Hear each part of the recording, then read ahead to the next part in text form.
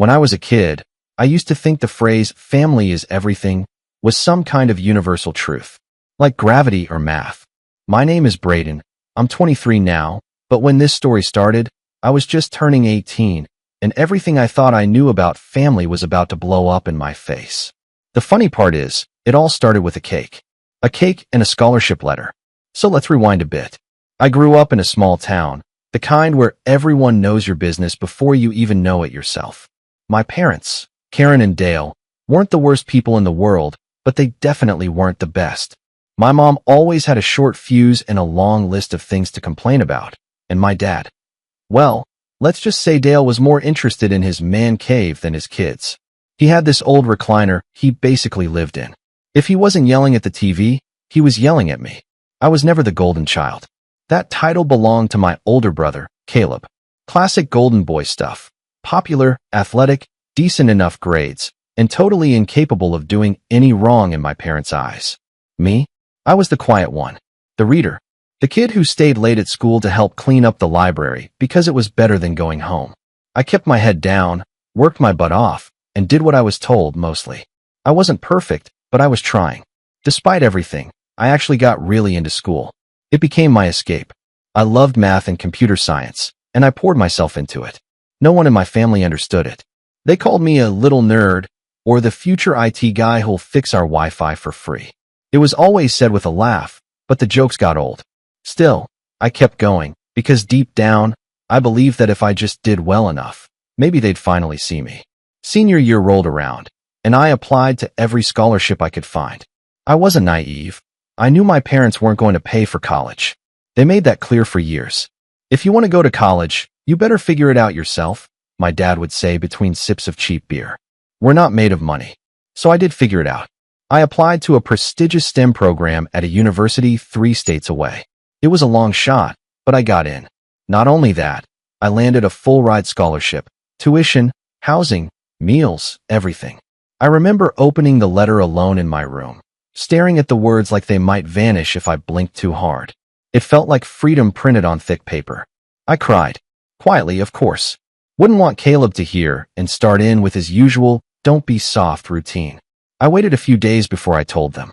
I thought maybe, just maybe, they'd be proud. That maybe this would be the thing that shifted something. I didn't expect balloons or a party, but a good job would have been nice. Instead, I got silence. My mom barely glanced at the letter. She was watching one of those wedding shows she liked, half a glass of wine in her hand. That's nice, Braden, she muttered, not even looking up. My dad skimmed it, then said, so they're just giving you free money, huh? Must be nice. Caleb wasn't even home, probably out with his girlfriend, or more likely, getting plastered with his friends and sending it to the family group chat like he always did. Classic Caleb. A week later, it was my birthday, my 18th. I wasn't expecting much, maybe a small dinner or a store-bought cake, if I was lucky. But weirdly enough, my mom called me downstairs that morning, saying they had something special planned. My heart actually fluttered.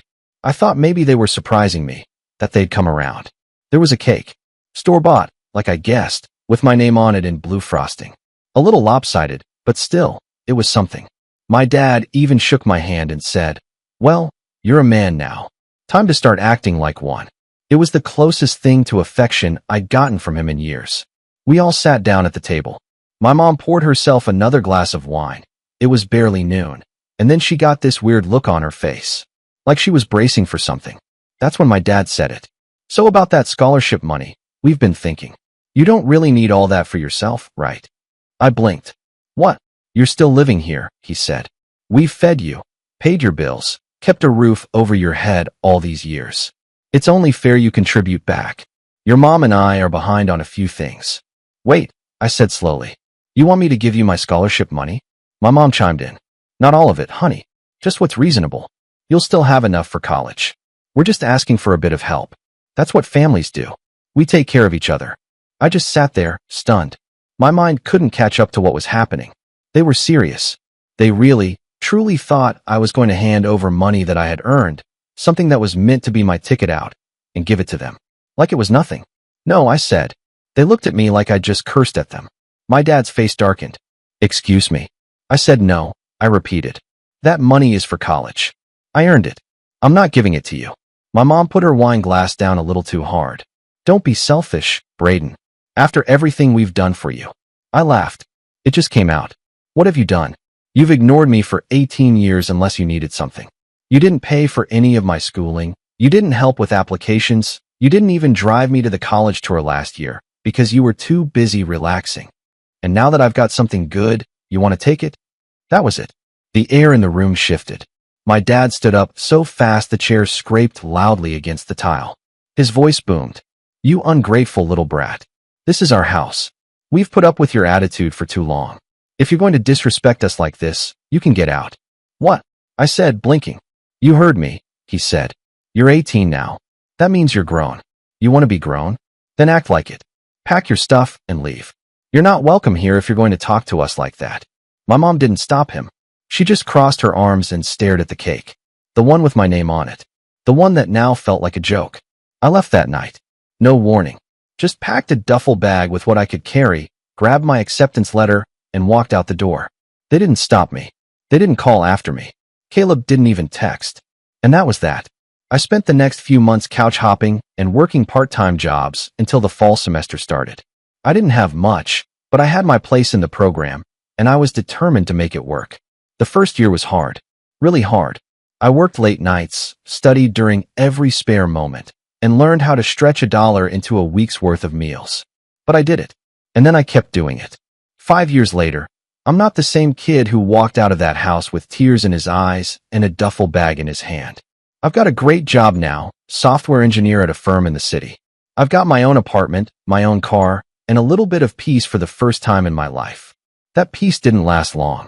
Because 2 months ago, there was a knock at my door. And standing there, like they hadn't thrown me out on my birthday all those years ago, were Karen and Dale, smiling, saying they needed a place to stay. And that's where things get interesting. They stood in the hallway like ghosts from a life I'd buried.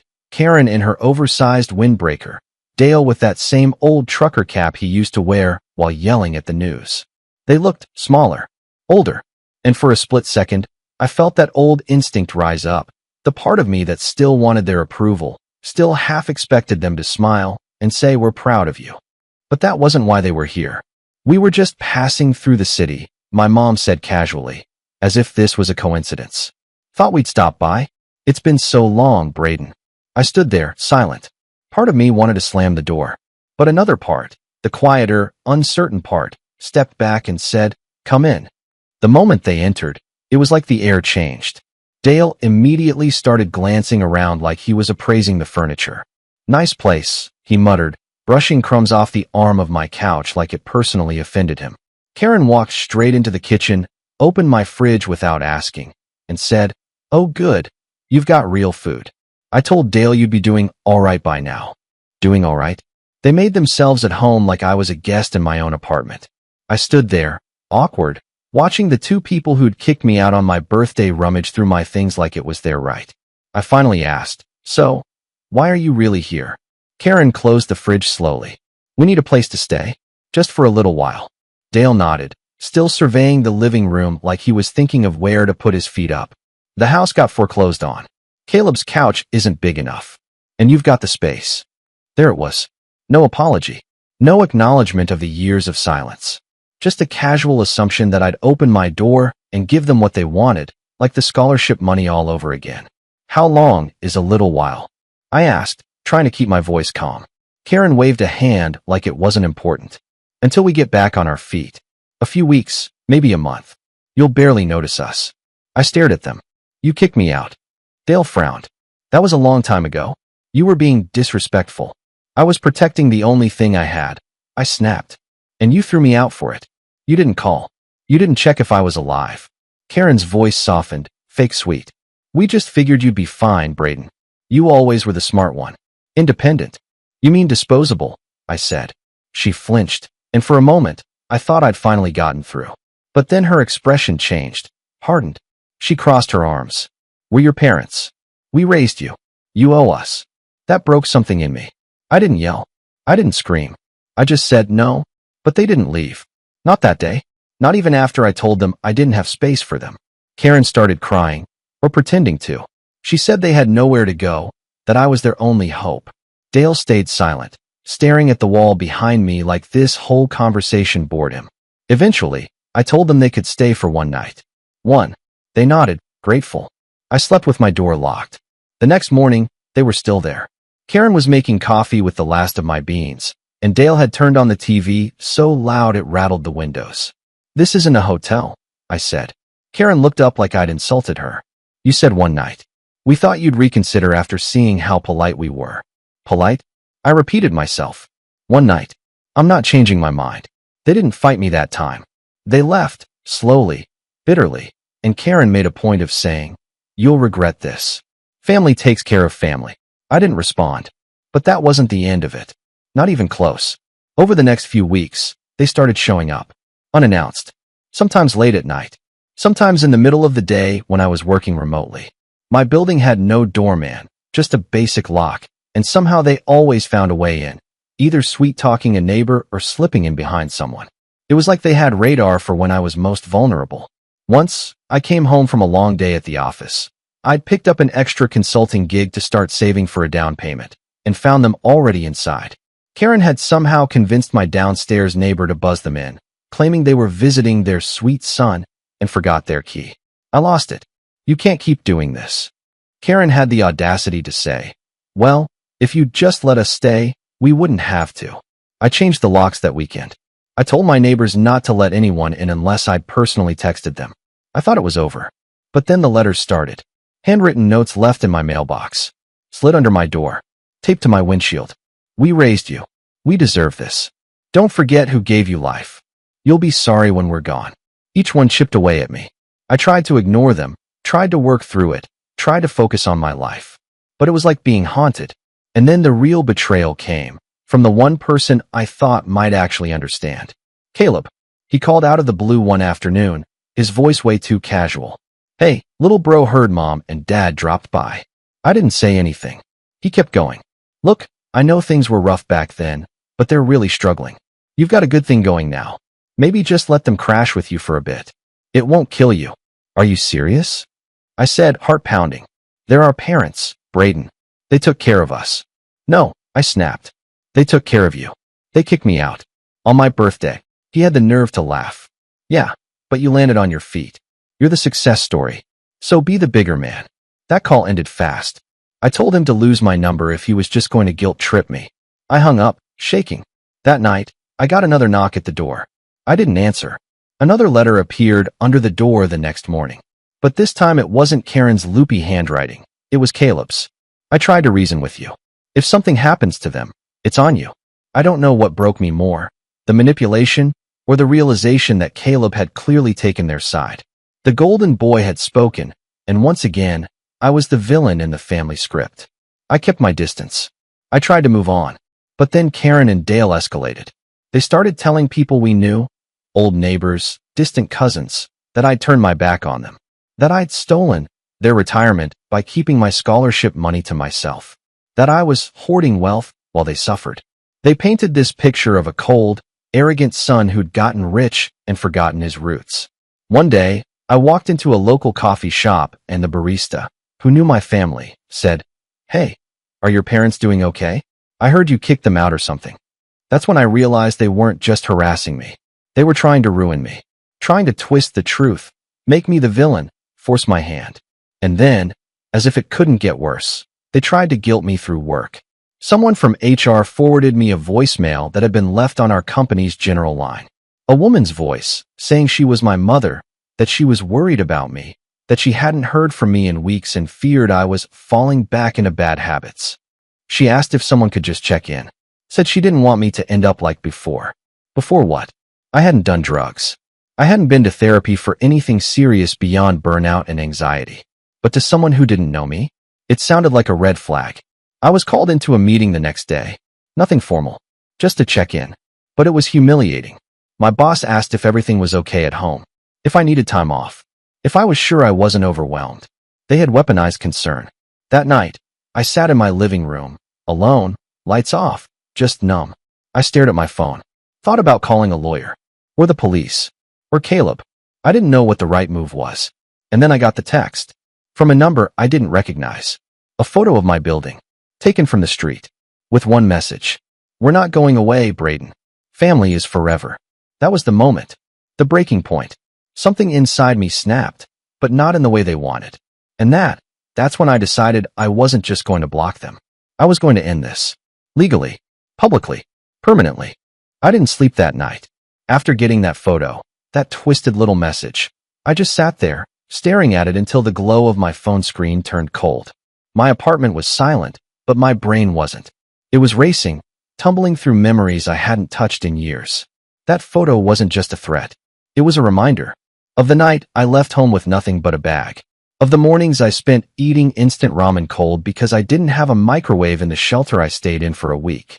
Of the time I got a nosebleed during finals week and couldn't afford tissues, so I used old lecture notes to stop the bleeding in the back of the computer lab. I remembered it all. And now these same people, the ones who had left me out in the cold without a second thought, were standing outside my building, watching me, waiting. I felt sick, violated. I checked every lock, closed every blind, then did it again. I barely moved for hours. I called no one. I told no one.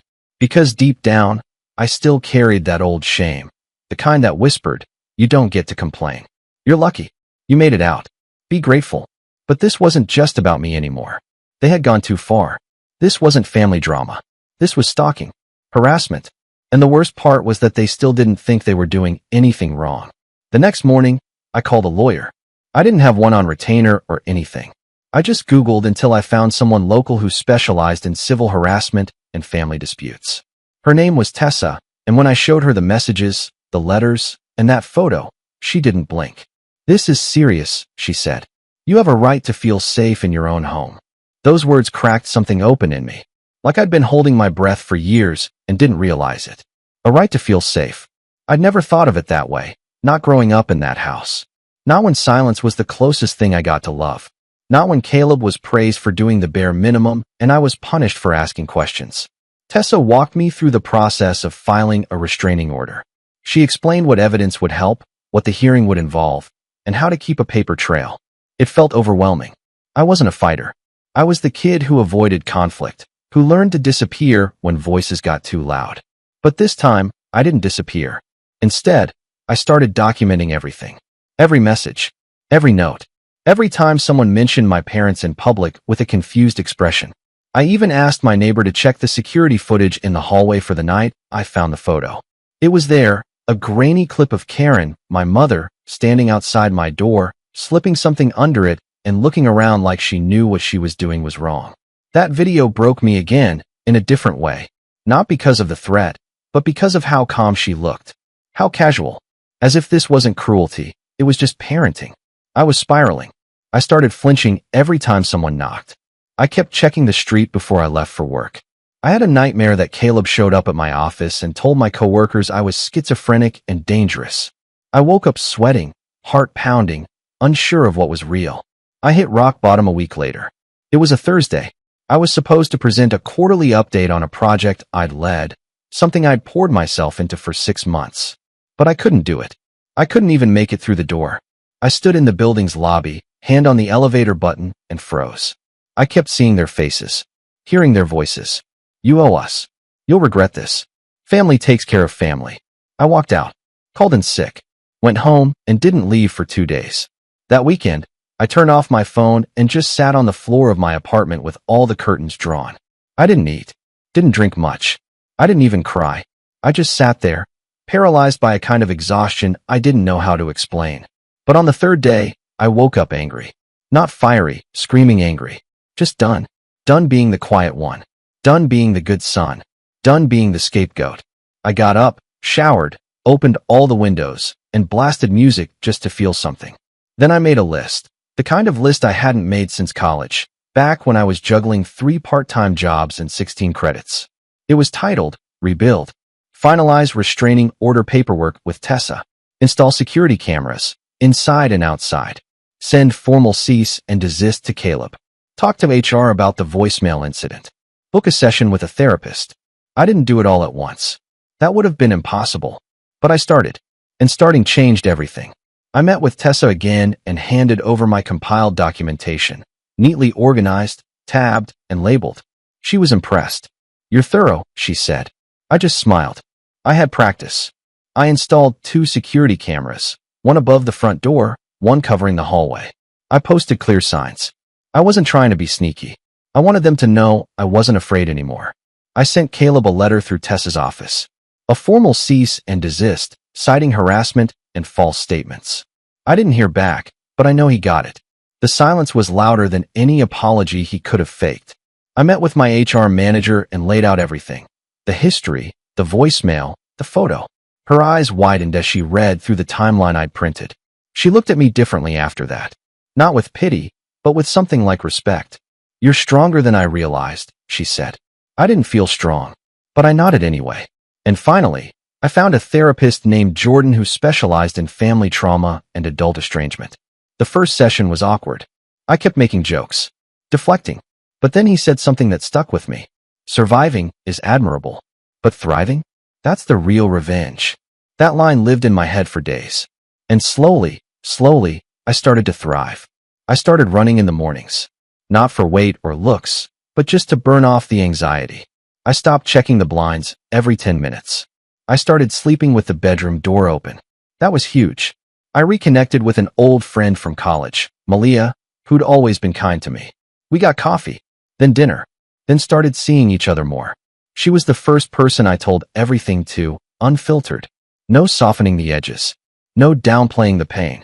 She didn't flinch. She just listened. And when I showed her one of the letters, the one where Karen wrote, "We should have stopped trying after Caleb. At least he knows loyalty," she didn't get angry for me. She got angry with me. "You deserve better," she said. "And you're building it." That line became my new anchor. I worked harder than ever. Took on a leadership role at work.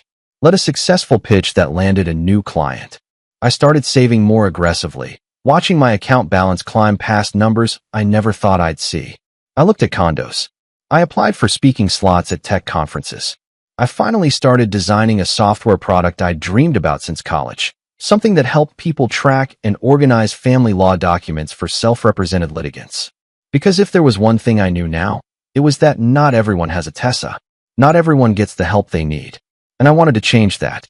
But just as things were stabilizing, just as I finally felt like I was free, something happened that reminded me this war wasn't over. A letter arrived. No return address. Different handwriting this time. Sloppier, rushed. Inside was a single line. "You might have a lawyer, but we have stories." And a USB drive. When I first saw the USB drive, I stared at it like it might explode. It was small, nondescript, the kind of cheap plastic stick you might get at a trade show, but the weight of it felt heavy in my hand. Heavier than it should have. I didn't plug it in right away. I sat at my desk, staring at the blinking cursor on my monitor, the drive resting beside my keyboard like a ticking bomb. My thoughts went in circles. What was on it? What did they mean by "we have stories"? Were they threatening me with lies? Blackmail? Or worse, some twisted version of the truth? Eventually, I booted up an old laptop I hadn't used in years. No personal files, no login to my work network. I disabled Wi-Fi, opened a fresh guest account, and plugged in the drive. Inside was a single folder labeled Braden_proof. I opened it. There were 4 video files. No descriptions, no names. Just dates. The first was dated 2 months prior. I clicked play, and immediately felt the blood drain from my face. It was a video of my mom, sitting in her car, crying, or pretending to cry. The camera was angled just enough to catch her face, and she kept glancing at it like she wanted to make sure it was recording. She was saying things like, "We just want to see our son. We raised him, and now he won't even answer the door." She spoke in that soft, wobbly tone people use when they're trying to sound heartbroken. It was a performance. A disgusting, manipulative performance. The next video was worse. Dale was standing outside my apartment, speaking to the camera with this rehearsed solemnity. "If anything happens to us," he said, "it's on Braden. We tried to reach out. We tried everything." At one point he looked off screen and said, "Should I mention the scholarship?" And Karen's voice whispered, "Yes, but say it was a misunderstanding, not theft." The third video was from Caleb.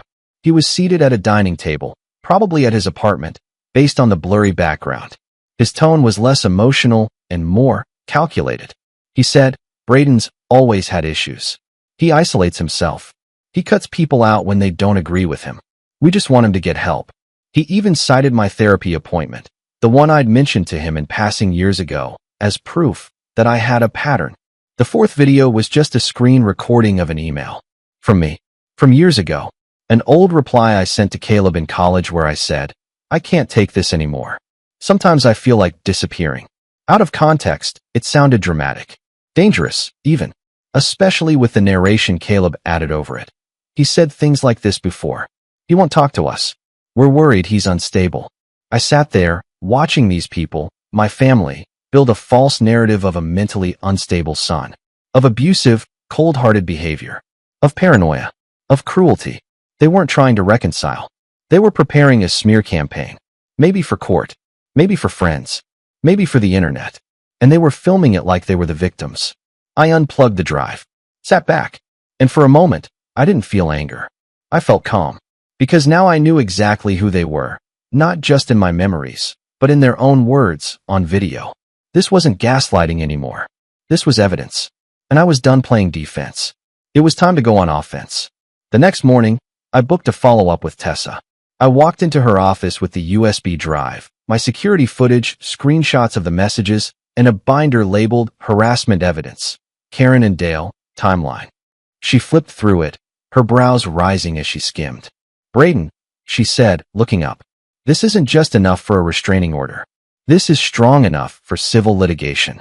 I nodded. "I want to go all the way."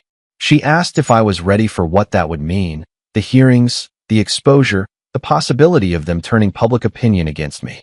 I said, "They already did that. Now I'm just catching up." And from that moment on, I stopped reacting. I started planning. Step 1. Cut them off completely. No more texts. No more calls. I blocked their numbers, locked down every social account, and upgraded my building security. I added facial recognition entry for myself and set up alerts for any motion outside my door. The cameras now had cloud backups. I left nothing to chance. I even hired a private investigator, Malia's suggestion. She knew someone from a former case who specialized in digital surveillance. The guy, Javier, was discreet but efficient. Within a week, he had footage of Karen and Dale sitting outside my old high school in their car, talking to someone, possibly a reporter, and feeding them lines about how I had abandoned my roots and let success change me. They were already trying to spin their story into something bigger. And if that was their plan, then I had to make sure my story was louder. Step 2. Control the narrative. I started documenting everything, publicly, not in a messy Reddit post or a viral TikTok. I created a clean, professional blog. Just a small corner of the internet, password protected, that I shared with only a few trusted people at first. It was titled Surviving Estrangement, a journal. I wrote about what it meant to grow up in a household where you were never enough, where success became currency, something your parents tried to steal the moment it materialized. I never used names, never accused directly, but I told the truth. And slowly, quietly, the site got traction. Other estranged children reached out. Some shared their own stories. Some just said thank you. It gave me a strange strength, knowing I wasn't alone, that I wasn't crazy. And then the email came. A producer from a mid-tier podcast on family trauma and legal drama wanted to interview me. They had found the blog through someone else and said my story resonated. At first, I hesitated. Going public was risky. I didn't want to be that guy, the one airing his family's dirty laundry. But the more I thought about it, the more I realized they'd already done that. They'd filmed fake videos, twisted my words, painted me as unstable. If I was going to be portrayed as the villain in someone else's story, I'd rather tell the truth in my own. So I said yes. The interview wasn't flashy, just audio. 45 minutes of me telling my story, slowly, calmly, clearly. I didn't attack. I didn't name names. But I laid out the facts. The eviction, the scholarship, the stalking, the smear campaign. The episode aired 3 weeks later. Within a day, it had 10,000 plays. Within a week, it had over 100,000. Strangers started reaching out. Therapists, authors, even a lawyer from another state who said she was starting a nonprofit to help young adults facing forced homelessness from family manipulation. She asked if I'd join the advisory board. I said yes. And somewhere in the middle of all that, something shifted in me. I no longer felt like I was surviving. I was rising. Step 3. Hit where it hurts. Legally, the hearing date for the restraining order was finally set. Tessa and I prepared like it was trial. We rehearsed my statement, lined up witnesses, including my HR manager and Malia, and submitted the USB drive and security footage as formal evidence. But we didn't stop there. Tessa filed a parallel suit, emotional damages, defamation, and invasion of privacy. The videos, especially the ones where they discussed spinning false narratives, gave us leverage. And when Javier's footage confirmed they had tried to mislead a reporter, that opened the door for intent to harm. The best part? They had no idea what was coming. As far as Karen and Dale knew, I was still rattled. Quiet. Beaten down. That's how they liked me. Easy to control, easy to guilt. So I stayed silent. Let them stew. Until the court summons arrived. And then, like clockwork, the call started again, this time from a different number. Braden, what is this? A lawsuit? Are you insane? I didn't answer. They left voicemails, emails, even sent a handwritten apology that reeked of insincerity. But I didn't flinch. Because revenge, I was learning, didn't have to be loud. It just had to be smart. And now, I was ready to play that game better than they ever imagined. The courtroom was smaller than I expected. I don't know why I'd pictured something grand, with echoing footsteps and polished mahogany. In reality, it was just a beige room with harsh lighting and a faint smell of coffee and old paper. But for what it lacked in drama, it made up for intention. You could feel it, the energy in the room, thick and quiet, like the moment before a thunderstorm. I was seated beside Tessa at the petitioner's table, calm on the outside, but wired tight on the inside. My palms were sweating. I kept my hands under the table so no one would see. Across from me, Karen and Dale were whispering furiously to their attorney, a man in a wrinkled suit who looked like he'd rather be anywhere else. Karen was dressed like she was going to church, pearls, floral dress, the works. Dale wore a suit jacket over a t-shirt that said, "World's #1 Dad." I wasn't sure if the irony was intentional or just tone deaf. They didn't look at me. Not once. The judge entered. Everyone stood. The hearing began. Tessa opened with a clear, composed summary of the harassment, detailing every visit, every letter, every escalation. She presented the timeline, the motion-activated security footage, the screenshots, the USB drive. She spoke like a surgeon, precise, controlled, unemotional. Then came the witness statements. Malia went first. She described the night I found the photo, how shaken I was, how I checked every window, how I didn't sleep for days. Her voice cracked once, but she held steady. My HR manager spoke next, confirming the voicemail and the odd email that followed. She mentioned how I'd been pulled into a wellness meeting over concerns that were later revealed to be unfounded, manufactured. Then, it was my turn. I stood. My voice was steady, but my hands were trembling slightly. I told the court everything, from the birthday eviction to the relentless pressure, the stalking, the smear campaign. I didn't dramatize. I didn't embellish. I just told the truth. They didn't just try to manipulate me, I said. They tried to destroy me. When they couldn't control my future, they tried to rewrite my past. There was a pause when I finished. The judge nodded and turned to their side. Karen asked to speak. She stood up slowly, clutching a tissue like it was a prop. Her voice was watery and trembling. We're his parents. We never meant to hurt him. We didn't know how to reach him. We were scared for him. Everything we did, it came from love. The judge asked, "Did you record videos falsely portraying your son as mentally unstable?" Karen hesitated. "They weren't false, Your Honor. He has had issues. He's always been distant. Difficult." Tessa stood. "Your Honor, with respect, being private and independent is not a mental illness." Dale finally spoke, loudly. "This is ridiculous. He's making us out to be monsters just because we wanted to see him. We gave him everything." The judge raised a hand. "Sir, please sit. You'll have a chance to speak through your attorney." But their attorney didn't say much. He looked at the evidence, looked at his clients, and offered a limp defense that boiled down to "this is a misunderstanding." The judge called for a short recess before the decision. I stepped into the hallway with Tessa. Malia joined us. No one said much. We just stood in a quiet triangle, breathing slowly, watching the seconds tick by. 15 minutes later, we were called back in. The judge's decision was swift, thorough, and brutal in its clarity. A 5-year restraining order was granted, maximum length, prohibiting Karen and Dale from contacting me in any form, approaching my residence or place of work, or using any third party to communicate on their behalf.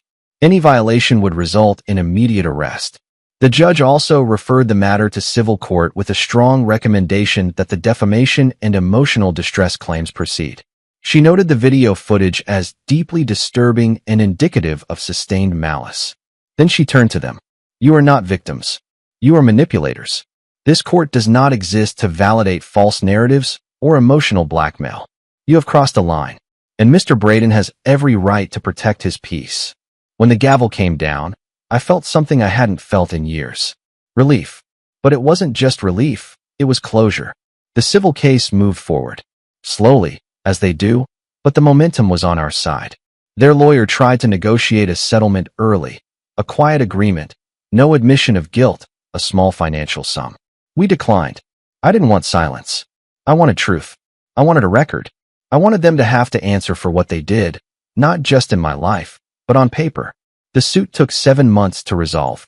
During discovery, we found more emails between Karen and Caleb discussing ways to make Braden look unbalanced. A private group chat with relatives gossiping about me.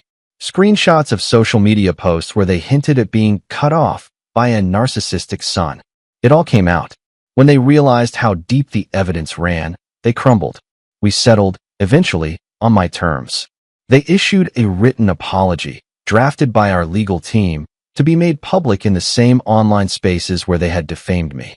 They agreed to pay damages for emotional distress, which I donated in full to a scholarship fund for estranged students.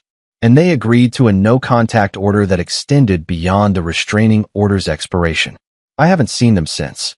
As for Caleb, he never contacted me again. Last I heard, he moved to Florida with his girlfriend and changed jobs twice in the same year. I could have pursued him legally. We had enough to include him in the civil suit, but I didn't. Not because I forgave him, but because he's not worth the effort. I don't think he'll ever change. I think, deep down, he enjoyed being the golden child, the one who could do no wrong, who stood on the pedestal while I took the fall. And I think he'll keep trying to be someone important by stepping on other people to stay tall. But not me. Not anymore. The fallout wasn't just legal. People started reaching out. Old classmates. A few distant cousins. Even a couple of teachers from high school who remembered how quiet I was, how hard I worked. They said they'd heard the story through the podcast, or the blog, or mutual friends. They said they were sorry, that they wished they'd seen what I was going through. One of them, my sophomore math teacher, sent me a message that made me pause. I always thought you were brave for asking questions when no one else would.